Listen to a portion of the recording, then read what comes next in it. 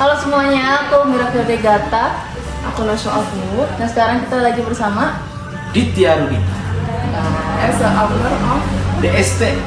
apa tuh? DST itu retail kaos polos dan bergambar. Wih keren banget ya. Kalau boleh tahu Om, ini kira-kira bisnis Om ini udah jalan itu dari berapa tahun yang lalu? Ini udah jalan 20 tahun. Wah, itu buruk. Berarti dari awal emang bisa di Bandung. Base-nya di Bandung, terus udah gitu saya bikin baju, jahit baju, sablon baju, terus apa lagi ya? Ya berkecimpung di fashion. Di sini bisa custom, bisa bikin kaos, custom size, custom warna, jumlah warna ada 80. Wow, kasih tahu Om nanti linknya di sini. Ya. Ini nomor teleponnya di sini, jadi kalau bisa kontak-kontak bisa langsung di sini aja. Ya. Oke, jadi aku bakal nanya beberapa pertanyaan nih Om ya. Nah, gimana sih motivasi Bapak menemukan passion dan motivasi untuk menjalankan bisnis? Motivasinya sebenarnya dulu itu waktu awal 2009 itu industri baju lagi mulai merangkak. Orang yang bikin baju nggak banyak. Banyak, tapi di kelas yang menengah ke bawah.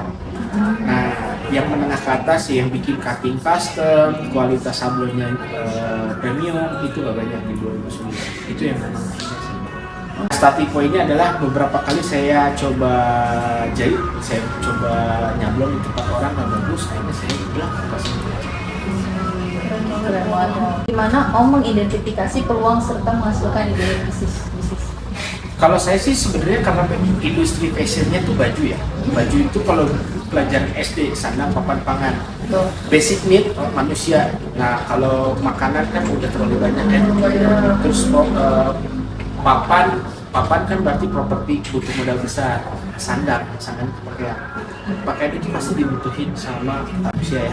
Jadi ya nggak akan pernah mati sampai kiamat pun untuk bisnis pakaian ya, pakaian bersandar.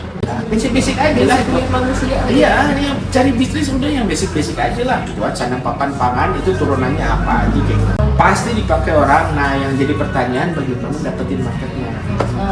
Kebetulan saya dapat nih marketnya, jadi akhirnya bisa bertahan.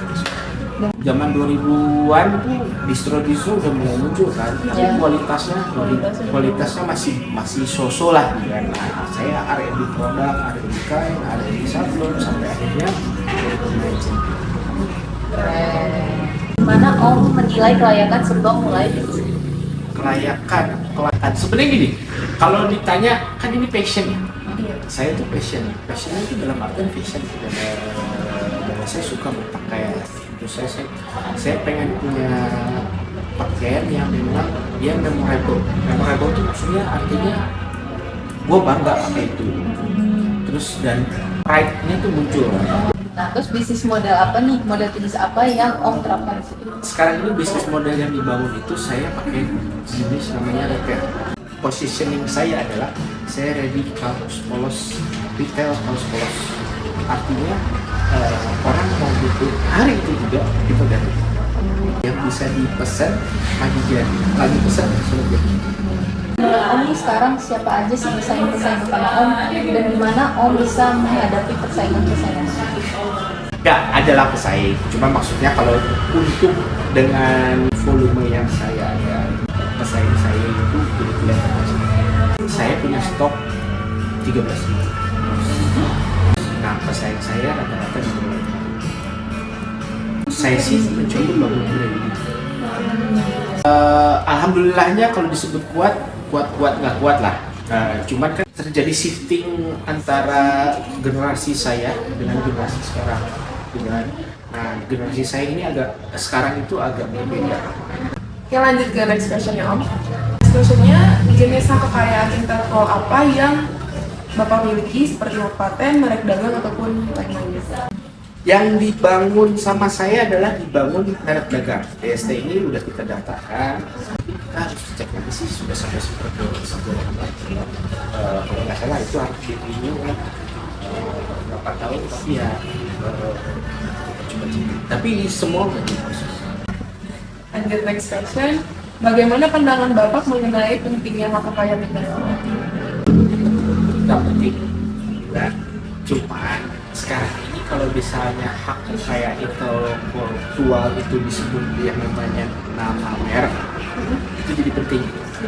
Karena memang DST atau nama dagang itu ketika sudah kunci dan terregister itu akan aman depannya. Yang sudah di keep sama internal harusnya mah. Jadi penting lah. Penting. Nah, ini pertanyaan terakhir nih Om. Apa rencana dan prediksi Om untuk masa depan bisnis ini? Nah, rencana sebetulnya sekarang ini ketika sudah lebih kuat, rencananya memang ada shifting gaya sistem bisnisnya supaya kita dapat market yang baru, market skena Gen Z gitu kan. Nah, itu yang sedang kita lakukan dan rencananya sih kita lakukan dalam beberapa waktu terakhir. Mudah-mudahan bisa mencapai shifting ke Gen Z. Jadi memang mau nggak mau kita harus ikutin perkembangan tren, gaya tren Gen Z dengan gaya Om berbalik Beda banget ya, beda banget. Om.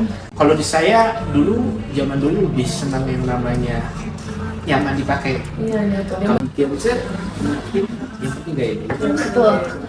Tapi kalau di Om udah pasti gaya tapi nyaman ya Om. Ya, nah itu kelebihannya dari DST ini, saya combine-kan gaya skenanya, tapi nyaman, cutting, dan kualitas tetap.